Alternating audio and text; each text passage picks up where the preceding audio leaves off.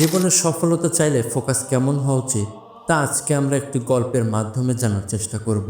তাই সবাই ধৈর্য ধরে ভিডিওটি দেখার চেষ্টা করবেন। একটি গ্রামে মারুফ নামে একটি ছেলে বসবাস করত, যার বয়স 16 থেকে 18 বছরের আশেপাশে ছিল। সেই ছেলেটি পড়াশোনা অনেক ভালো ছিল, কিন্তু মারুফ পড়াশোনায় বেশি সময় দিতে পারত না। কারণ মারুফ ছিল অনেক দরিদ্র ঘরের সন্তান এবং তার বাবাও অসুস্থতার কারণে কোনো কাজ করতে পারত না। তাই সংসার চালানোর দায়িত্ব মারুফের কাঁধে এসে পড়ে।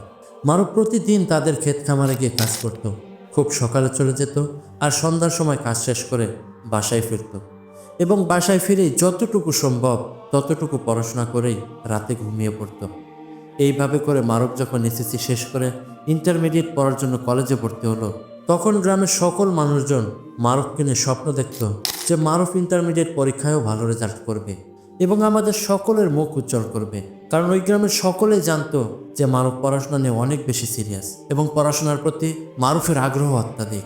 কিছুদিন পর মারুফের এক্সাম চলে আসলো এবং সে পরীক্ষায় অংশগ্রহণ করলো। তারপর যখন মারুফের পরীক্ষার রেজাল্ট চলে আসলো, তখন মারুফ কোনো একটা কারণে মাত্র একটি সাবজেক্টে ফেল হয়ে যায়। যখন এই খবর গ্রামবাসীর কানে চলে আসে, তখন সবাই অবাক হয়ে যায় আর বলতে থাকে যে মারুফকে এতদিন ভালো স্টুডেন্ট জানতাম, যাকে নিয়ে আমরা সবাই গর্ব করতাম, সে আমাদের ভরসা ভেঙে দিল। তাহলে কি মারুফ শুধু আমাদের দেখানোর জন্য পড়াশোনা করত? এইটা মনে করে গ্রামের সকল মানুষজন তখন মারুফকে নিয়ে উপহাস করা শুরু করলো, মারুফকে নিয়ে মজা করা শুরু করে দিল।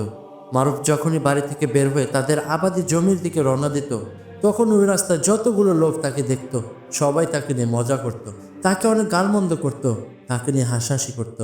আর এগুলো শুনে মারুফ অনেকটা ডিপ্রেশনে চলে গেল।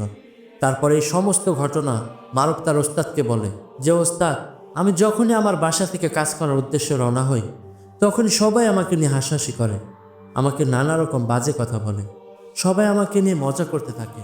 তো এখন সে ওস্তাদ যে মারুফকে বলে যে, মারুফ, তুমি এক কাজ করো, এক বড় দেখে একটি পাত্র নাও এবং সেই পাত্রটি একদম দুধ দিয়ে ভর্তি করে ফেলো।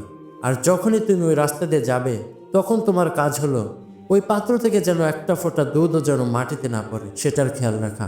তো মারুফ যখন সেই দুধ ভর্তি পাত্র নিয়ে ওই গ্রামের রাস্তা দিয়ে হাঁটছিল, তখন অনেকেই তাকে নিয়ে মজা করছে, অনেকে হাসাহাসি করছে, কিন্তু মারুফ কোনো কিছুই শুনতে পায়নি। কারণ মারুফ যখন দুধ ভর্তি পাত্র নিয়ে হাঁটছিল, তখন তার ফোকাসটা ছিল সেলফ সেই পাত্রটির উপর। তার ফোকাসটা এতটাই গভীর ছিল যে আশেপাশের কোনো আওয়াজই তার কানে প্রবেশ করেনি। তো এই গল্প থেকে আমরা এটা শিখতে পারলাম যে আপনার কাজের মধ্যে আপনি এতটা ব্যস্ত হয়ে যান, এতটা সিরিয়াস হয়ে যান এবং এতটা ফোকাস ধরে রাখেন যেন অন্য কোনো কিছুর প্রভাব যেন না পড়ে। আপনার লক্ষ্যে আপনি এতটা ফোকাস রাখুন যাতে পাছে লোকে কিছু বলে সেটা যেন আপনি শুনতে না পান। যেমন ক্যামেরা কোনো একটা সাবজেক্টের উপর ফোকাস রেখে বাকি সব কিছু ব্লার করে দেয়, তো ঠিক সেইভাবে আপনার কাজের উপর, আপনার টার্গেটের উপর ফোকাস রাখার চেষ্টা করবেন। তাহলে দেখবেন বাকি সব কিছু আপনা আপনি ব্লার হয়ে যাবে।